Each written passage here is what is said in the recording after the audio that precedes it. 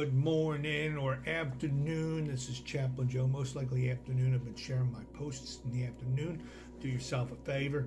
If you don't like truth, keep moving. Keep moving, because these posts, these messages that I'm sharing with you, have a warning label for a reason. The posts that I'm sharing with you are fact, they're all truth, and they will change your life. There's no doubt about that. They changed mine. This is my journey in life, my journey in transformation from hell to heaven. So I hope you stick around and listen to what I have to say.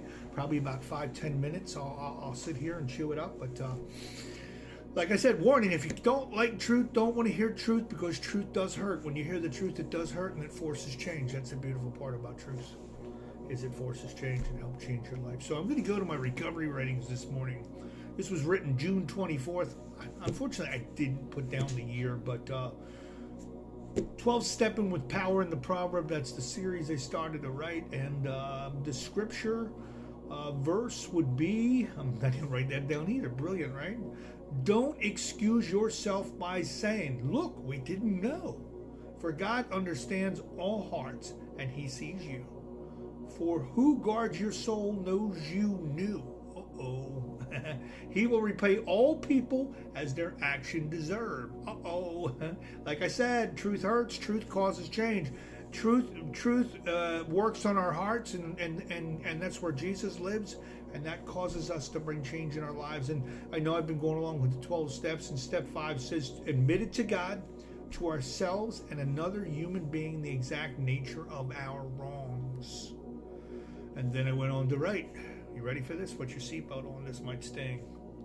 Will we ever get it right? We can be very discouraging to have it all together and start to slip back into the old ways of doing things. Sometimes the fall is gradual, but most times you go over and there's no holding on. The proverb is the oldest excuse in the book, and we know better. The scary thing is that all we do comes with accountability and responsibility. We will all have to give an account after this life to the maker of you, me, and everything. No, I do not have any advice on how to avoid or stop yourself from going down the old road of doing things. I can suggest reworking the steps 1 through 12 over again. The road to recovery or transformation, I like the word transformation, is you don't want to recover the old stuff.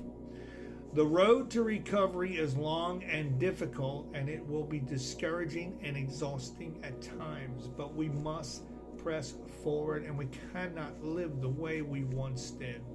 Once you escape from hell, those that you left behind, including a small part of yourself, will do everything it can to pull you back in.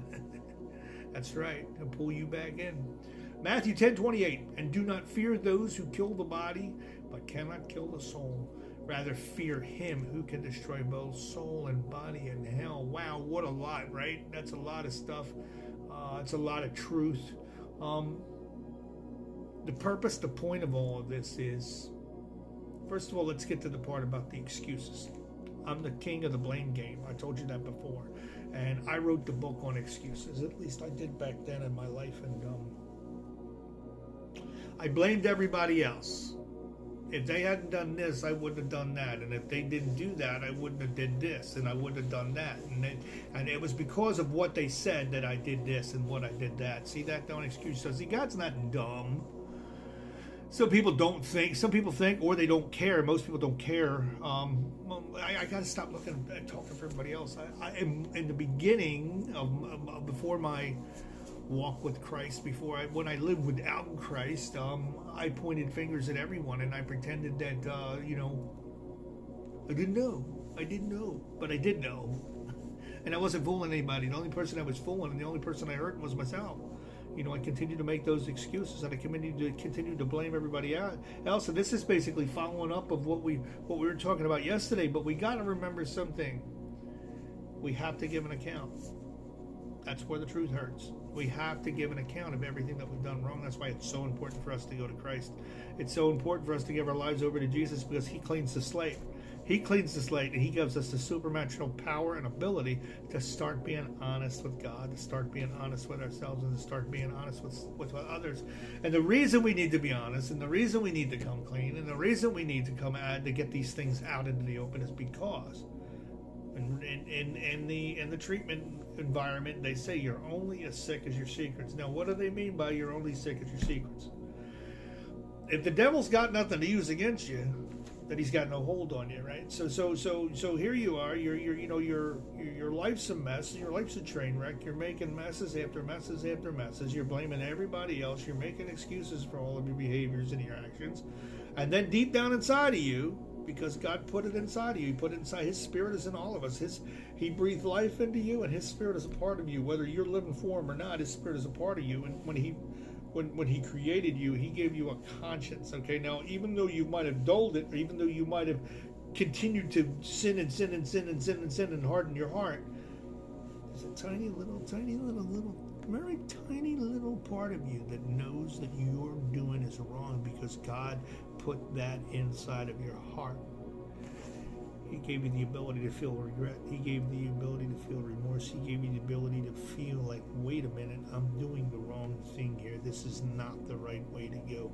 God put that inside of you. That's amazing to me that He did that. That's your conscience. You know, people talk about the little white angel on the shoulder, the little devil angel on that shoulder. That's your conscience. That's His Spirit. That's His Spirit communicating with your spirit. And what happens is the enemy of your soul uses all of those little things to keep you bound. And how does he do that? If he has you filled with regret, then you're going to feel unworthy.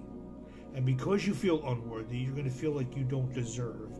And because you don't feel like you deserve, you're going to continue to do what you're doing because what's the point? What's the point, right? That's what you're going to be thinking. At least that's what I felt like. I had so much regret. I had so much remorse. I had so many things that I've done wrong and I continued to do wrong, and sin was running rampant. And I got myself into a corner where the enemy had so many of these regret and anger, fear, depression, worry, insecurity, all of those little things. He just kept putting them on, putting them. And he backed me into a corner, and I got to the point where I was hopeless. Hopeless.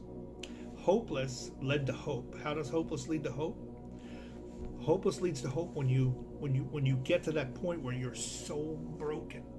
You're so broken, and you stop the excuses, and you stop the blame game, and you surrender to the one true God, your creator. You get on your knees and you say, Lord, I've done all these terrible things, and now the enemy of your soul is using those things against you to keep you trapped, to keep you self-medicating, to keep you blind, to keep you just so focused on what's going on around you that you don't realize that there's another way. That's the beautiful part about transformation and recovery. That's the beautiful part about working the steps. That's the beautiful part. But it starts with step one, and you have to believe. You have to come to believe that a power greater than yourself can lead you back to sanity. Because that's what happens. Anger, regret, fear, insecurity, worry, all of those things will make you feel like you're losing your marbles, will make you feel like you're losing your mind. And they're good things, and they're good things because they're helping you recognize that you don't want to live this way anymore. You don't want to be sick all the time, and you don't want to be sad all the time, and you don't want to worry all the time, and you don't want to be looking over your shoulder all the time, and you don't want to be riddled with fear and riddled with worry, and you don't want to be hopeless, and you don't want to just throw in the towel and give up on life. There's a tiny little part of you that is just holding on and hoping for something different, holding on and hoping that some kind of change is going to come. I found the way. I found the way. I was right there. I was in those shoes that you have on your feet right now. I was backed into that corner. I was hopeless. I was desperate. Man. I couldn't do it anymore. I was powerless against my life. I was powerless against my situation. I continued to make the excuses. I continued to blame everybody else. And at the end of the day, I was going to have to stand before the throne of grace and give an account for that. But at the end of the day, I discovered Christ in all of that pain and suffering. And I surrendered. And in my hopelessness, I found hope. God took my mess and He turned it into a message. Do yourself a favor today. Do yourself a favor today. Hit your knees and talk to Jesus, especially if you're living that life I just described, especially if you're hopeless, especially if you're backed into a corner. If you want to talk to me, I'm right here. You need somebody to talk to, I'm here. just leave a comment or message me, and I'll talk to you. Be encouraged today. Know God loves you, and talk to Jesus today.